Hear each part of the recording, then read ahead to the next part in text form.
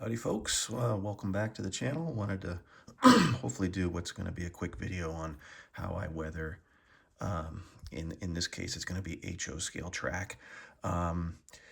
This is going to be I use code 83 Atlas track. Don't think it really matters, but that's what you're going to see in this presentation is a code 83 Atlas.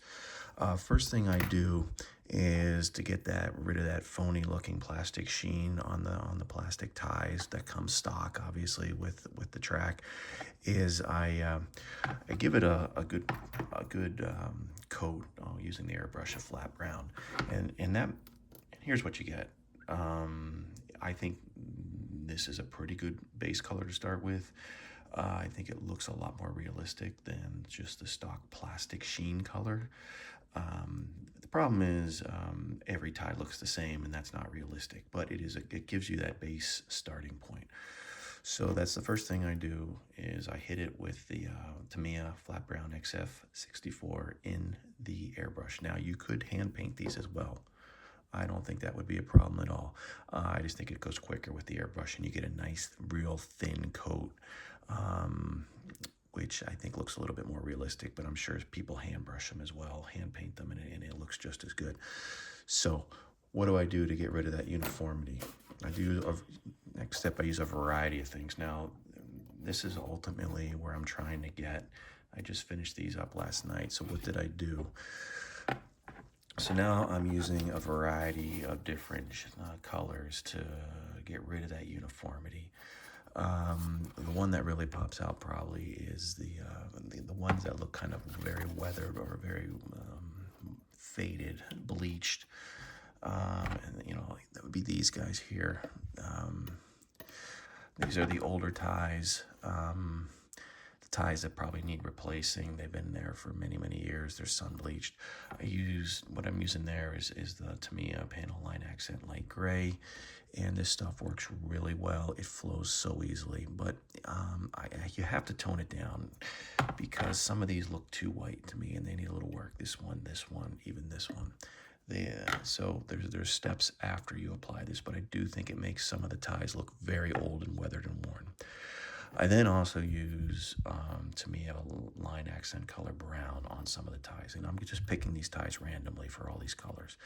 And this will give a couple of ties a different shade, a little bit darker shade. And similar to the gray, this stuff flows really well. I'll show you that in a second. So there's another color I use. And then I also use, and this is in no particular order. You can go in any order you want, just picking ties randomly as you choose, as many as you want or as few as you want. I hit a few with the flat brown, the Tamiya XF10 flat brown. Again, just randomly picking some ties. So here's another set I worked on last night. This actually has a turnout. Okay, I think these look pretty good. So what's the last step I do is, if you notice some of these, I start putting on the oil droppings, oil staining down the middle of the track, and that helps tone down, especially on those gray ties, those really faded gray ties. This is some oil dropping, which I think really looks good, especially on here. And again, I'm using the Tamiya Panel Line Accent colors. This is black to create that staining effect that runs down the middle of the track just from the diesel engines dropping grease and oil and whatnot as they pass over, thousands of times during the life of that tie.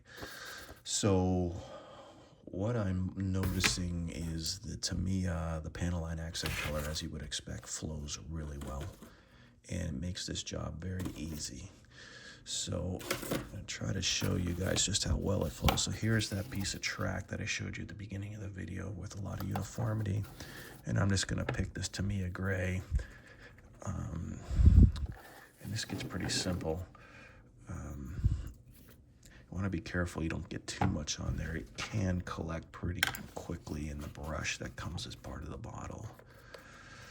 So just kind of dab it out on my paper towel here, but you can just pick several ties very randomly.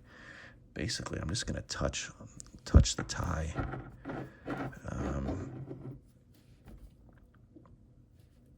just flows right in those grains of little wood grains. And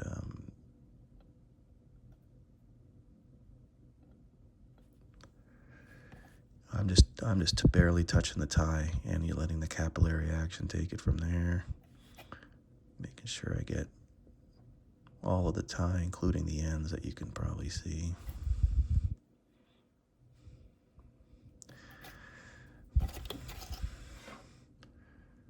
Okay, now it's going to need some toning down, but I think that looks pretty good. Okay, and then here's another example of just coming through with the black. And I try to do this to every tie because the locomotives pass over just about every tie, unless maybe you get close to the bumper. But let's go out here. I would hit this over the gray that I just put down, but I'm going to let that gray, I'm going to let that dry before I do that. So I'm just coming in here and just kind of,